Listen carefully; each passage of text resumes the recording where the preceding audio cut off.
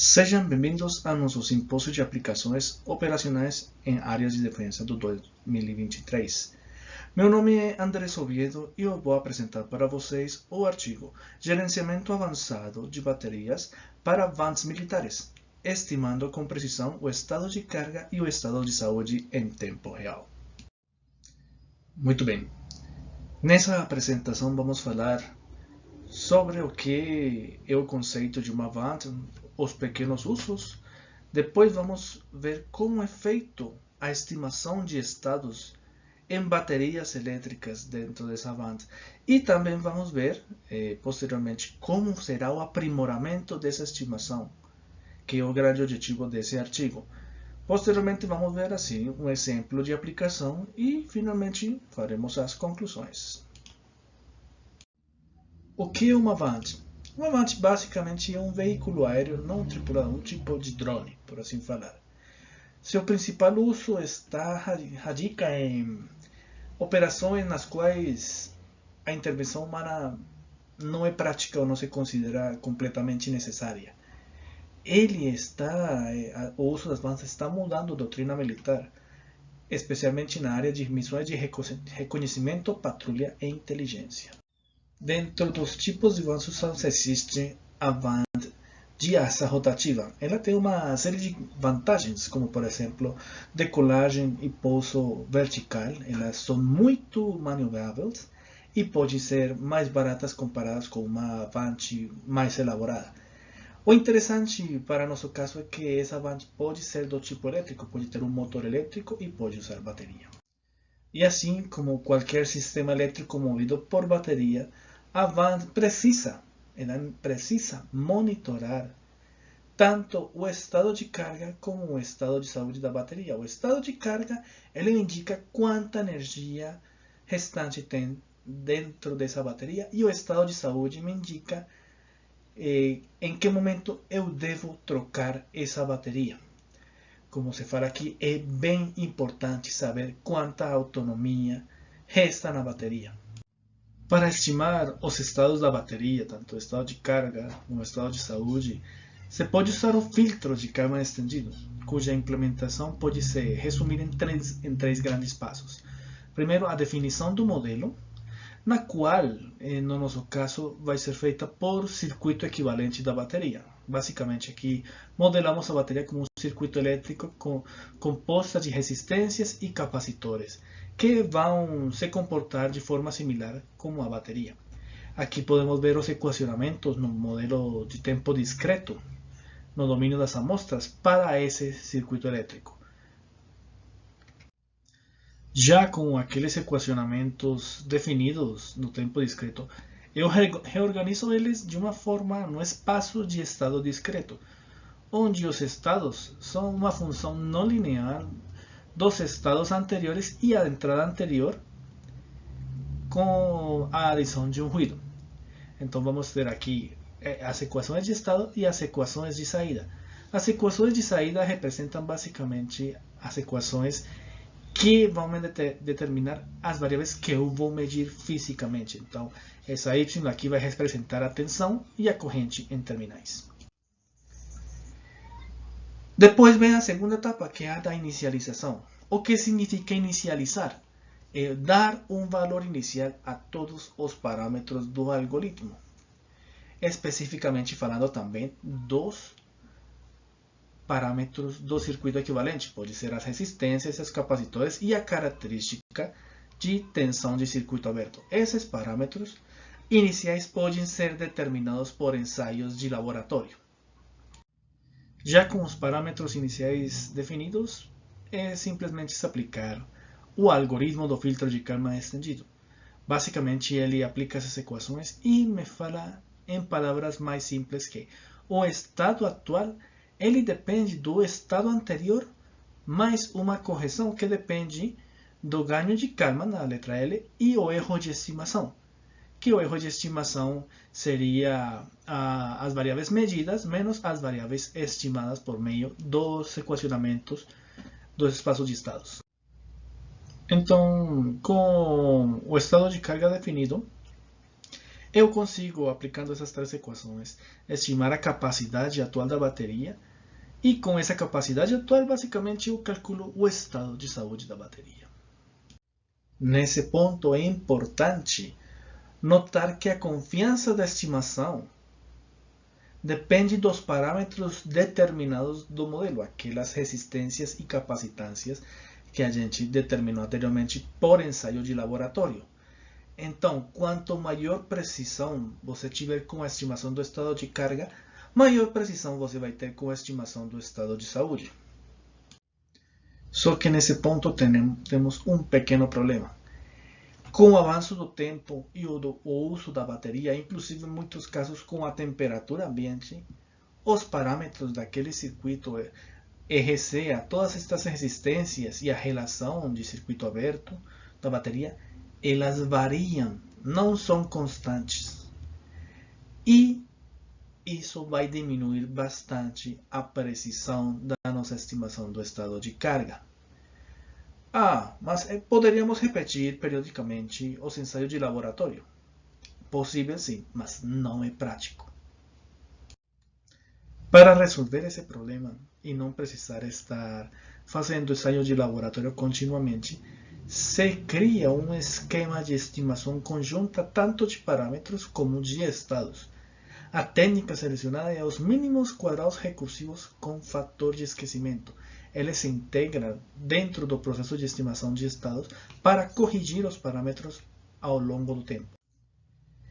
E, como falava assim, ao estimar esses parâmetros em tempo real, a precisão da estimação vai melhorar. Essa é a principal ideia. E então, como eu faço para estimar esses parâmetros de forma online? Como eu aplico a metodologia dos mínimos quadrados recursivos com fator de esquecimento? Ele tem 4 etapas principais de forma similar feita com o filtro de Kalman estendido. A primeira é a definição do modelo. Já temos ele definido, modelo por circuito equivalente com umas equações características que são não lineares. Acontece que o modelo ou a metodologia dos mínimos quadrados recursivos exige que a caracterização seja linear e que então a gente precisa fazer uma adequação desse modelo, uma conversão da forma de função de transferência no tempo discreto, no domínio discreto. Então a gente toma os equacionamentos, faz uma função de transferência no tempo contínuo e transforma ela para o tempo discreto por meio de uma linearização. Já com o nosso modelo no tempo discreto, eu o que faço aqui é uma vetorização. Vetorização consiste simplesmente em definir as variáveis que vão ser medidas. Por exemplo, nesse caso, o modelo vai depender da saída anterior e a saída dos dois momentos atrás, assim como da entrada atual, a entrada anterior e a entrada dos momentos anteriores. Aqui, os parâmetros discretos A1 a 2 são os que serão determinados pelo método dos mínimos quadrados recursivos. E, finalmente, se aplica as equações dos mínimos quadrados recursivos, que, de forma similar a como eram os filtros de Kalman, ele calcula o valor atual dos estados, que nesse caso seriam os parâmetros, como uma função dos parâmetros anteriores mais uma correção. Nesse caso se chama uma inovação. Ela depende do ganho, que depende da covariância e das medições, com um erro, que o erro é o erro de estimação, que são as medidas menos as medições estimadas. E assim, depois de aplicar o algoritmo, eu vou ter em todo momento a estimação dos parâmetros. Só que os parâmetros são A e B, que são discretos. Aí eu tenho que fazer uma transformada algébrica para obter as minhas resistências e capacitâncias, as quais entram dentro do nosso processo de estimação conjunta como parâmetros atuais. Elas vão fornecer os valores mais atualizados para filtros de Kalman estendido e assim vamos obter uma atualização na capacidade atual da bateria, que será usado na seguinte iteração para a estimação. Para testar o nosso algoritmo, se usa uma bateria do tipo NM100, que é uma bateria de lítio, e se usam ensaios de pulsos, que será explicado mais na frente, para quando a bateria está nova e para quando a bateria tem 341 ciclos de uso. É a plataforma na qual a gente programou nosso teste, foi a plataforma MATLAB. O ensaio de pulsos basicamente consiste em descarregar a bateria por meio de pulsos, dos pulsos de corrente, os quais vai descarregar a bateria, o que permite fazer uma caracterização.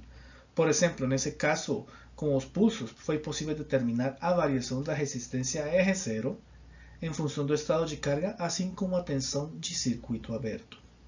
É importante notar que a resistência ela muda não só com a temperatura, senão também com o estado de carga.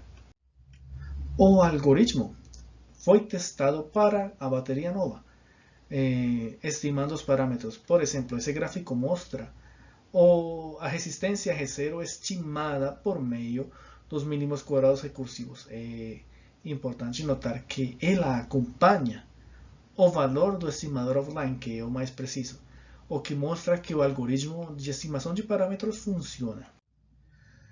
Agora, vemos que quando já se usa os dados, se faz a simulação, se faz o ensaio para a bateria degradada aqui embaixo, os valores de resistência eles são um pouco maiores. Por quê? Quando a bateria se degrada, a resistência ela vai aumentando. Então, nesse caso, para o ensaio com a bateria degradada, a resistência R0 faz sentido os valores estimados. Muito bem, agora, quando se faz a comparação, fazendo a realimentação dessa resistência, vemos aqui que a estimação do estado de carga ela melhora. Por exemplo, nessa gráfica, a linha preta é a estimação por contagem de coulombs. A contagem de coulombs é uma técnica, simplesmente uma integral de corrente. Então, essa linha preta ela é calculada com a capacidade da bateria quando está nova. Mas como a bateria já está degradada, essa capacidade diminuiu. Por isso, o laboratório ela descarrega mais rápido. Aí, fazendo a realimentação daquela resistência R0, o nosso estimador por filtro de Kalman estendido com a realimentação da resistência R0 consegue acompanhar melhor, fica mais perto do que a mesma contagem de coulombs. Se a gente aplicar no final das contas as equacionamentos da integral para estimar o estado de saúde, se encontra que o estado de saúde estimado foi era em 0,43, mais ou menos um 43% de estado de saúde, quando na verdade ele estava quase em 60%. Tem uma deviação ainda, porque o algoritmo ainda precisa ser aprimorado. Em alguns casos, as resistências série, a resistência e as capacitâncias tomavam valores que não são coerentes, o que indica que o algoritmo precisa ser aprimorado ainda mais. Como a gente aprimora isso? Controlando as variáveis internas dele, talvez a covariância, resetando essas matrizes de covariância. No final das contas, então, é possível sim fazer essa estimação conjunta. É possível de ser realizada por meio do algoritmo proposto, mas como acabei de falar, esse algoritmo precisa ser aprimorado.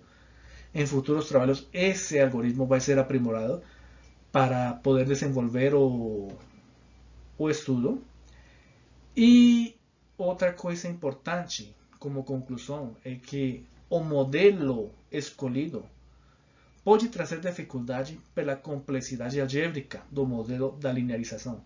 Se você lembra, aí tem várias equações dentro dessas transformadas algébricas.